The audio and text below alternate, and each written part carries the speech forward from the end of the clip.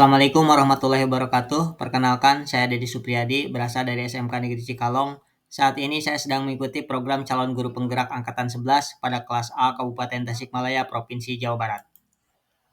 Saat ini saya sedang menyusun tugas demonstrasi kontekstual pada modul 1.1 tentang filosofi pendidikan menurut Ki Hajar Dewantara.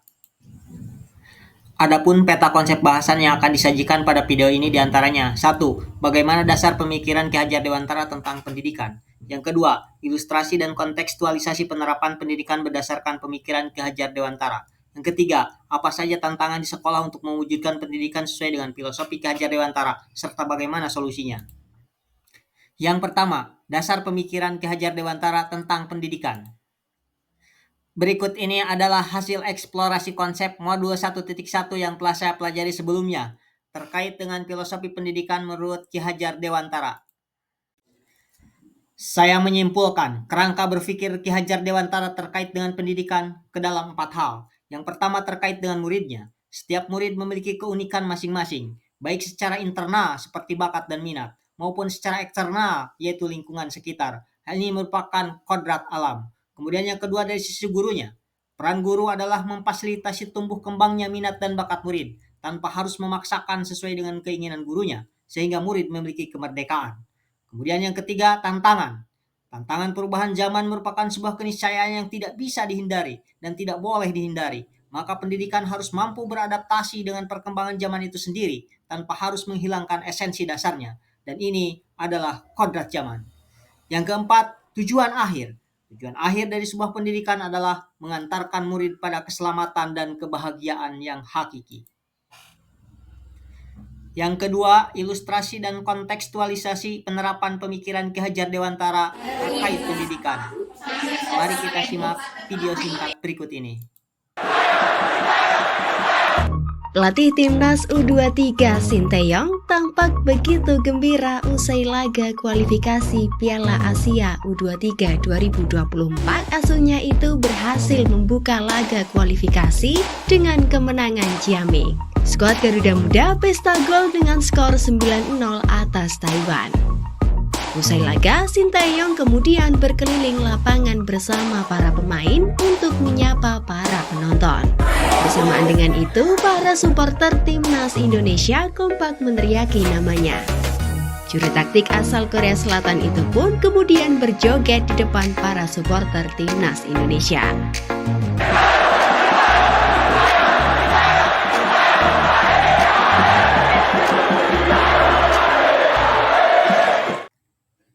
Dari video tersebut dapat kita saksikan bagaimana kedekatan seorang pelatih dengan para pemainnya, di mana tidak ada jarak, tidak ada kecanggungan, tidak ada rasa takut. Mereka berkolaborasi dalam satu tim demi tujuan yang sama.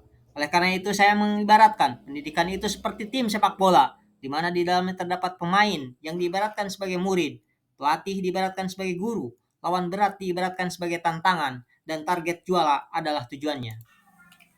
Jika kita kontekstualisasikan ilustrasi tadi ke dalam nilai-nilai pendidikan menurut Ki Hajar Dewantara, maka dapat kita gambarkan di antaranya. Pembelajaran harus berpusat pada murid. Ilustrasi yang pertama, setiap pemain menempati posisi masing-masing yang berbeda sesuai dengan potensi dirinya. Seorang penjaga gawang bertugas untuk menjaga gawang, dan seorang striker bertugas untuk mencetak gol, dan tidak bisa ditukar keduanya. Kontekstualisasi dalam pembelajaran, setiap murid memiliki bakat yang berbeda. Ada yang bagus menulis, bicara, berpikir konseptual, dan lain sebagainya. Ada murid yang mudah menerima materi secara visual, ada yang mudah secara audio, ada juga yang mudah secara kinestetik. Kemudian ilustrasi yang kedua, kolaborasi pemain merupakan ciri dari permainan sepak bola. Membentuk super team, bukan superman. Kontekstualisasi dalam pembelajaran adalah kolaborasi belajar merupakan bagian dari semangat gotong royong, dan hal ini merupakan salah satu nilai karakter yang dituntut dan ada di dalam P3. Ilustrasi yang keempat, saat pertandingan, setiap pemain diberikan kebebasan untuk menampilkan skill terbaiknya. Kontekstualisasi dalam pembelajaran, setiap murid diberikan kemerdekaan untuk mengungkapkan pendapatnya dan mengekspresikan kemampuannya. Ilustrasi yang keempat, pelaku utama pertandingan di lapangan adalah pemain, bukan pelatih. Kontekstualisasi dalam pembelajaran harus berpusat pada murid atau student center. bukan kepada gurunya atau teacher center. Gambaran nilai yang kedua adalah guru hanya menuntun, bukan menuntut. Ilustrasinya diantaranya adalah yang pertama, pelatih menempatkan posisi pemain sesuai dengan karakteristik dan potensinya yang terbaik. Kontekstualisasi dalam pembelajaran, guru melayani murid sesuai dengan karakteristik dan kebutuhan masing-masing. Sehingga di awal pertemuan, guru melakukan asesmen diagnostik untuk mengetahui kemampuan dasar serta karakteristik dari setiap muridnya. Ilustrasi yang kedua, saat pertandingan, pelatih mengarahkan pemainnya dari luar lapangan. Pelatih tidak masuk ke dalam lapangan.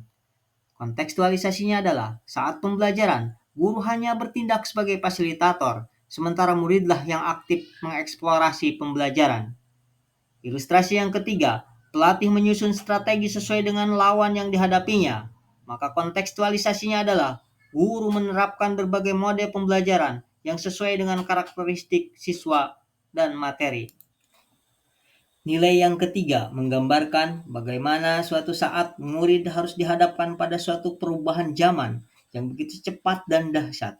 Oleh karena itu, murid dibimbing dan diarahkan untuk beradaptasi terhadap perubahan itu. Salah satu teori perubahan disebut dengan teori trikon. Jika kita ilustrasikan dengan timnas U23 dalam menghadapi Piala Asia kemarin, maka ada beberapa tantangan yang dihadapi. Yang pertama, tantangan secara internal, yakni waktu persiapan timnas yang begitu singkat. Kemudian secara eksternal, lawan yang dihadapi sangatlah kuat, di antaranya adalah Korea Selatan dan Australia. Solusinya adalah melakukan konsolidasi tim dan kerja keras, serta kerja sama. Solusi yang kedua adalah menumbuhkan motivasi dari para pemain dan para ofisial, dan memberikan keyakinan bahwa bisa menang. Kontekstualisasi di dalam pembelajaran, tantangan yang saya hadapi di antaranya, tantangan internal, motivasi belajar murid umumnya sangatlah rendah. Kemudian secara eksternal, dukungan orang tua terhadap belajar murid sangatlah kurang. Solusi yang saya laksanakan adalah, yang pertama, menerapkan mode pembelajaran inovatif dan menarik agar siswa bisa lebih termotivasi untuk mengikuti pembelajaran. Kemudian yang kedua, komunikasi perkembangan belajar murid dengan wali kelas untuk disampaikan kemudian kepada orang tua. Nilai yang keempat adalah inti dari sebuah pendidikan.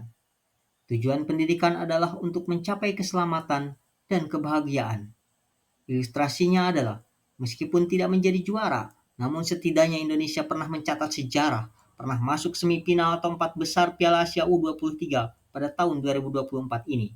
Hal ini hasil dari kerjasama, kerja keras, dan kerja cerdas. Pelatih membimbing dengan strateginya, pemain bermain dengan potensinya, dengan harmoni dalam kolaborasi yang menghasilkan mahakarya. Kontekstualisasinya adalah, titik puncak kesuksesan pendidikan mengantarkan murid pada keselamatan dan kebahagiaan yang hakiki. Adapun indikatornya adalah, pertama, murid memiliki kecerdasan secara intelektual. Murid terampil dengan memiliki skill. Murid memiliki budi pekerti dan akhlak mulia. Dari ketiga indikator di atas, akhlak mulialah yang menjadi utama dan penentu segalanya. Inilah inti dari pendidikan yang sesungguhnya. Bagian yang ketiga, tantangan di sekolah untuk mewujudkan pendidikan yang sesuai dengan filosofi Ki Hajar Dewantara serta rumusan solusinya. Adapun tantangan yang kami hadapi serta solusi yang kami coba lakukan di sekolah kami dalam upaya mewujudkan pemikiran Ki Hajar Dewantara, di antaranya adalah tantangan secara internal, yakni daya dukung kompetensi guru yang masih rendah. Hal ini bisa terlihat dari baru 30%-nya guru yang sudah sertifikasi.